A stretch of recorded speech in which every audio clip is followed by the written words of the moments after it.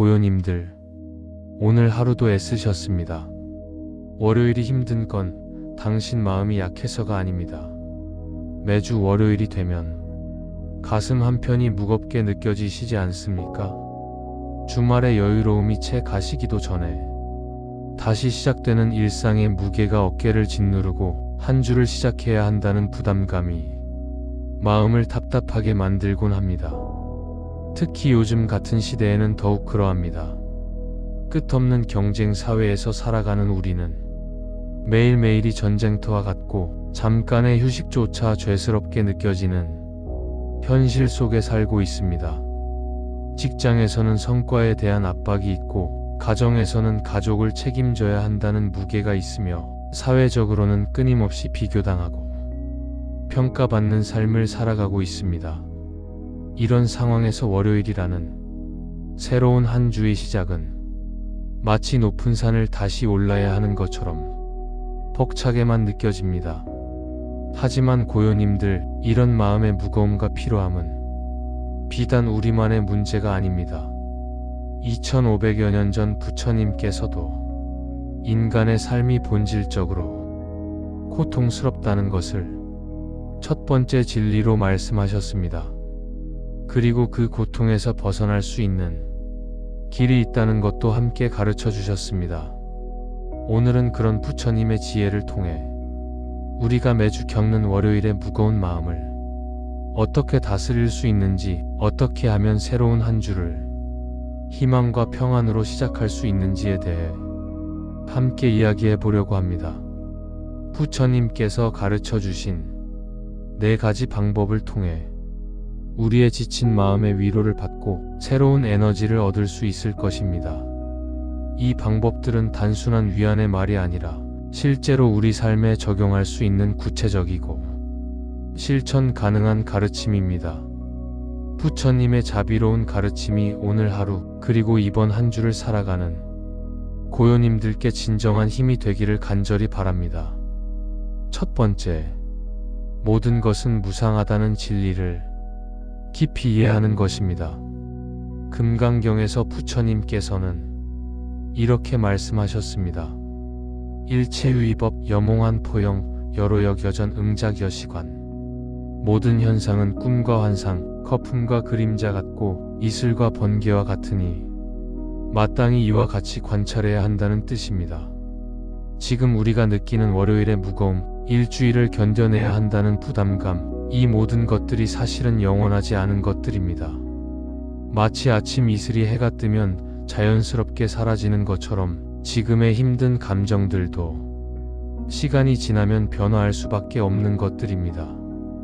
우리가 월요일에 느끼는 스트레스의 대부분은 미래에 대한 걱정에서 비롯됩니다. 이번 주에 해야 할 일들이 너무 많으면 어떡하지? 상사가 또 뭐라고 할까? 이번 달 매출 목표를 달성할 수 있을까? 아이들 성적은 괜찮을까? 이런 생각들이 꼬리에 꼬리를 물며 우리 마음을 어둡게 만듭니다. 하지만 부처님께서 가르쳐 주신 무상의 진리를 깊이 깨달으면 이런 걱정들이 얼마나 헛된 것인지 알 수 있습니다. 지금 이 순간 우리가 걱정하는 일들의 대부분은 실제로 일어나지도 않거나 일어난다 하더라도 우리가 생각하는 것만큼 심각하지 않은 경우가 많습니다. 그리고 설령 어려운 일이 닥친다 하더라도 그건 역시 영원하지 않고 반드시 변화할 것입니다. 실제로 우리 삶을 돌아보면 이런 경험들을 많이 했을 것입니다. 작년에 그렇게 걱정했던 일들이 지금은 별것 아닌 것으로 느껴지고 몇 달 전에 크게 스트레스를 받았던 문제들이 어느새 해결되거나 자연스럽게 사라져 버린 경우들 말입니다. 이것이 바로 무상의 진리입니다. 그렇다면 이 무상의 진리를 어떻게 실천할 수 있을까요? 매일 아침 일어나자마자 이렇게 스스로에게 말해 보십시오. 오늘 하루도 변화하는 하루이다. 지금 내가 느끼는 감정들도 변할 것이고 오늘 만날 상황들도 모두 일시적인 것들이다. 좋은 일이 있어도 너무 들뜨지 말고 나쁜 일이 있어도 너무 낙담하지 말자. 모든 것은 흘러가는 것이니까. 이렇게 마음을 다잡고 하루를 시작하면 월요일의 무거움이 한결 가벼워질 것입니다. 또한 호흡 명상을 통해 무상을 체험해 볼 수도 있습니다. 숨을 들이쉬면서 들어오는 숨을 관찰하고 숨을 내쉬면서 나가는 숨을 관찰해 보십시오. 들숨과 날숨이 계속 변화하는 것처럼 우리의 모든 생각과 감정도 계속 변화한다는 것을 몸으로 체험할 수 있습니다. 매일 아침 10분씩만 이런 호흡 명상을 해보십시오. 분명히 하루를 시작하는 마음가짐이 달라질 것입니다. 두 번째, 선가에서 전해 내려오는 조주 스님의 말씀이 있습니다. 평상심시도, 평범한 마음이 곧 도라는 뜻입니다. 우리가 월요일에 느끼는 괴로움의 대부분은 현재가 아닌 다른 시간의 마음이 머물러 있기 때문입니다. 지난주에 실수한 일들을 계속 되새기거나 앞으로 닥칠 일들에 대해 미리 걱정하는 것입니다. 하지만 실제로 우리가 살고 있는 시간은 오직 지금 이 순간뿐입니다. 과거는 이미 지나간 것이고 미래는 아직 오지 않은 것입니다. 우리가 정말로 영향을 미칠 수 있는 것은 오직 현재뿐입니다.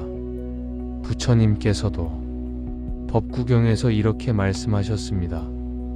과거를 쫓지 말고 미래를 바라지 말라. 과거는 이미 사라진 것이고 미래는 아직 이르지 않았다. 현재의 법을 있는 그대로 관찰하여 흔들리지 않고 확고하게 깨달아 수행하라. 마음 챙김의 실천. 이 가르침을 실천하기 위해서는 마음 챙김이 필요합니다. 마음 챙김이란 지금 이 순간 내가 무엇을 하고 있는지, 무엇을 생각하고 있는지, 무엇을 느끼고 있는지를 있는 그대로 알아차리는 것입니다. 예를 들어 아침에 출근 준비를 하면서도 벌써 회사에서 일어날 일들을 걱정하는 대신 지금 내가 양치질을 하고 있다는 사실을 온전히 느껴보십시오. 칫솔이 치아를 닦는 감촉, 치약의 맛, 입안의 시원함을 느끼면서 오직 양치질에만 집중해 보십시오. 아침 식사를 할 때도 마찬가지입니다. 밥을 먹으면서 다른 생각을 하는 대신 밥의 맛과 식감을 온전히 느끼고 음식에 감사하는 마음을 가져보십시오. 이렇게 일상의 작은 행동들에 마음을 온전히 두는 연습을 하면 자연스럽게 현재 순간에 머무는 능력이 길러집니다. 출근길에도 이런 마음 챙김을 실천할 수 있습니다. 지하철이나 버스에서 휴대폰을 보는 대신 잠깐 눈을 감고 자신의 호흡을 관찰해 보십시오. 또는 창밖의 풍경을 그냥 바라보기만 하는 것도 좋습니다. 아무런 판단이나 생각 없이 그냥 보기만 하는 것입니다. 이런 작은 실천들이 쌓이면 회사에 도착해서도 마음이 한결 평안해질 것입니다. 회사에서 일을 할 때도 마음 챙김을 적용할 수 있습니다. 컴퓨터 키보드를 타이핑할 때 손가락의 움직임을 느끼고 전화를 받을 때 상대방의 목소리에 온전히 집중하며 서류를 정리할 때 종이의 촉감을 느껴보십시오. 이렇게 하면 일에 대한 스트레스도 줄어들고 집중력도 높아져서 오히려 더 효율적으로 일할 수 있습니다.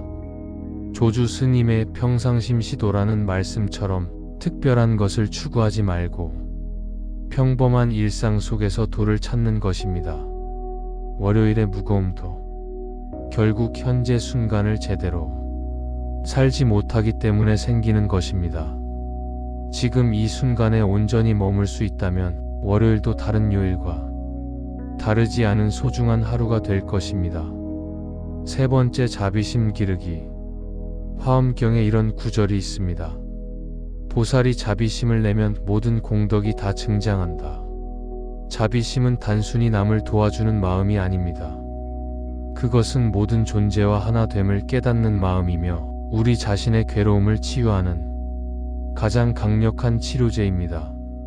월요일에 느끼는 스트레스와 피로의 상당 부분은 다른 사람들과의 관계에서 비롯됩니다. 직장 동료와의 갈등, 상사의 압박, 고객들의 까다로운 요구들. 이런 대인관계의 어려움이 월요일을 더욱 힘들게 만드는 것입니다.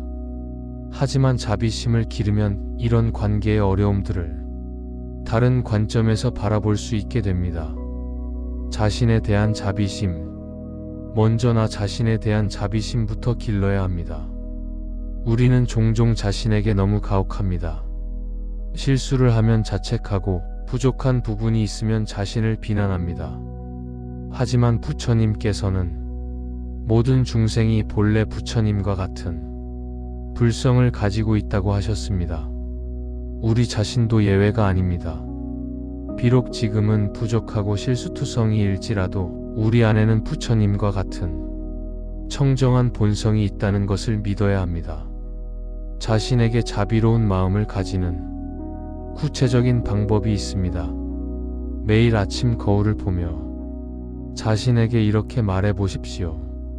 오늘도 최선을 다해 살아가는 소중한 사람이야. 실수를 해도 괜찮고 부족해도 괜찮아. 조금씩 나아지면 되는 거니까.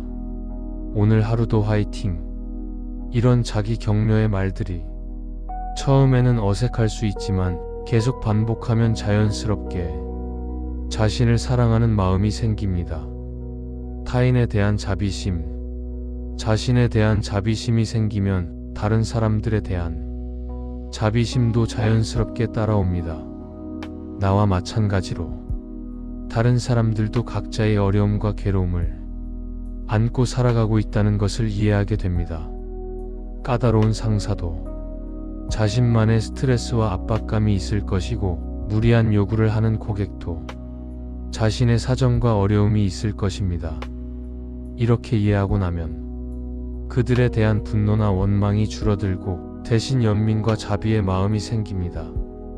부처님께서 전생의 보살로 수행하실 때의 이야기가 있습니다. 어느 날 부처님께서는 호랑이 가족이 굶주리고 있는 것을 보시고 자신의 몸을 던져 그들을 구하셨습니다. 이것이 바로 진정한 자비심입니다.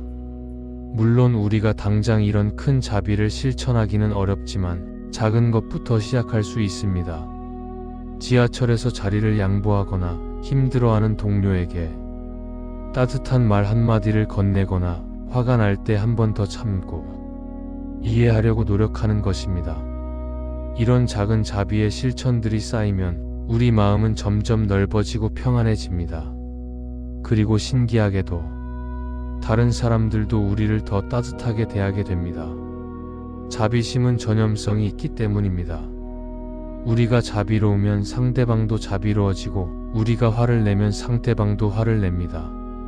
따라서 월요일 아침에 회사에서 만나는 첫 번째 사람에게 따뜻한 인사와 미소를 건네보십시오. 그 작은 자비가 하루 종일 우리와 주변 사람들의 마음을 밝게 만들어줄 것입니다. 또한 자비 명상을 통해 체계적으로 자비심을 기를 수도 있습니다. 먼저 자신을 향해 이렇게 마음속으로 말해보십시오. 내가 건강하고 행복하기를 빕니다. 내가 괴로움에서 벗어나기를 빕니다.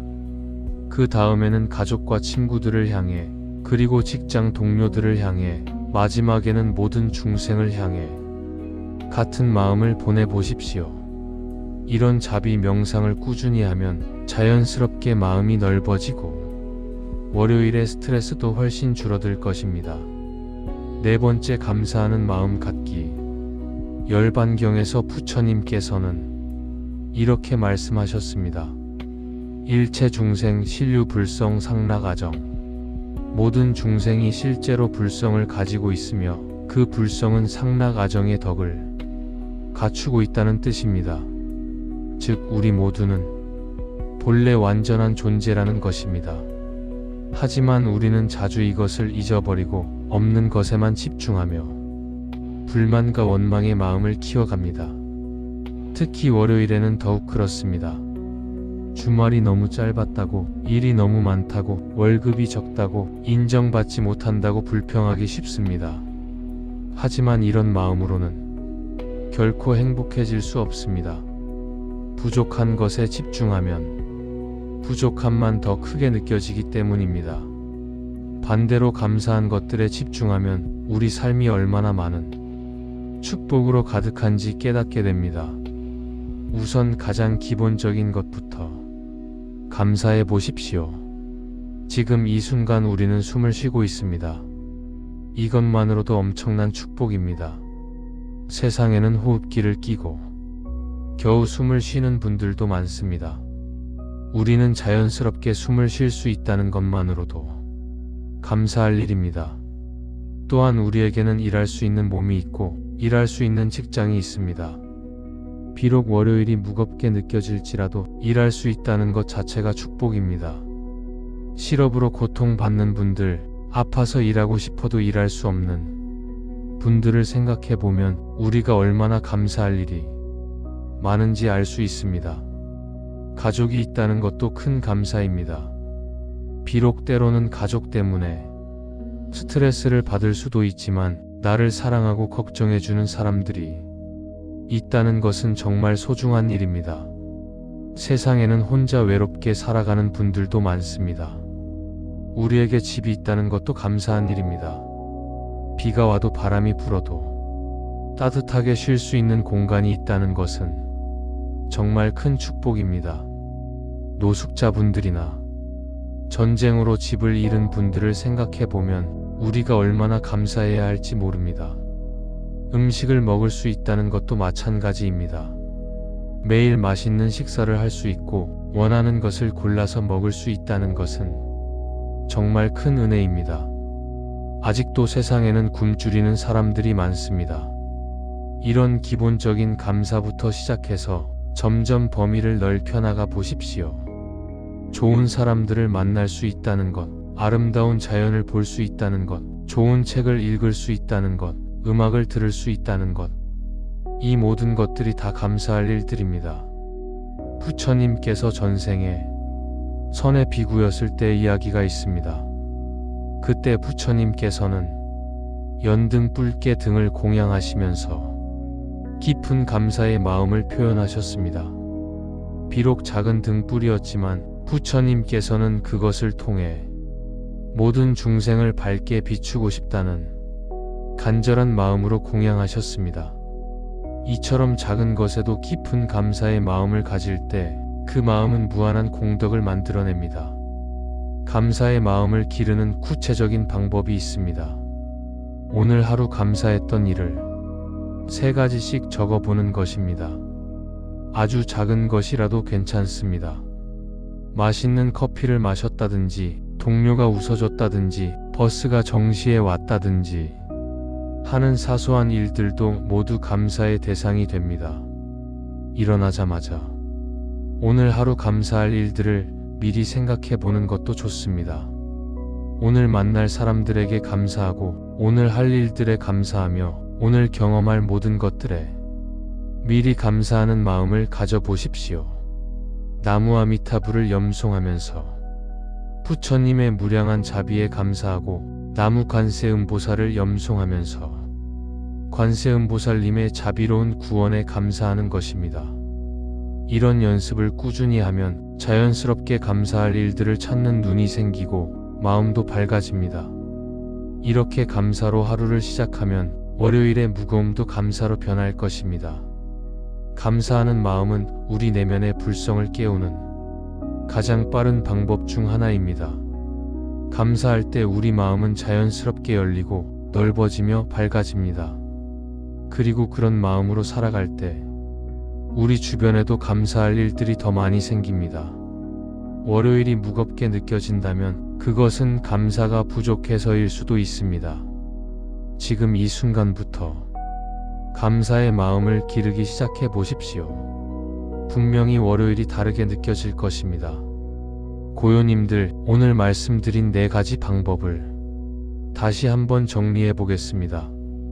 첫째, 모든 것은 무상하다는 진리를 깊이 이해하여 지금의 어려움도 반드시 지나갈 것임을 믿는 것입니다. 둘째, 지금 이 순간에 온전히 머무르며 마음 챙김을 통해 현재를 충실히 사는 것입니다. 셋째, 자신과 모든 중생에 대한 자비심을 기르어 관계의 어려움을 극복하는 것입니다. 넷째, 우리 삶의 모든 것에 감사하는 마음을 가져 행복과 평안을 찾는 것입니다. 이 네 가지 가르침은 모두 부처님께서 직접 보여주시고 가르쳐 주신 소중한 지혜입니다. 단순히 이론으로만 알아서는 안 되고 실제 우리 삶에서 실천해야 진정한 효과를 볼 수 있습니다. 특히 월요일 아침에 이런 마음가짐으로 하루를 시작해 보시기 바랍니다. 분명히 지금까지와는 다른 월요일을 경험하실 수 있을 것입니다. 오늘 이 법문이 고요님들의 마음에 작은 위로라도 되기를 간절히 바랍니다. 부처님의 자비로운 가르침이 우리 모두의 삶을 밝게 비추어 주시고 매일매일을 감사와 기쁨으로 살아갈 수 있게 해주시길 서원합니다. 만약 이 말씀이 도움이 되셨다면 좋아요 버튼을 눌러주시고 댓글로 여러분의 소중한 경험도 나눠주시기 바랍니다. 그리고 주변에 힘들어 하시는 분들이 계시다면 이 영상을 공유해 주시면 감사하겠습니다. 고요각은 언제나 여기에 있습니다.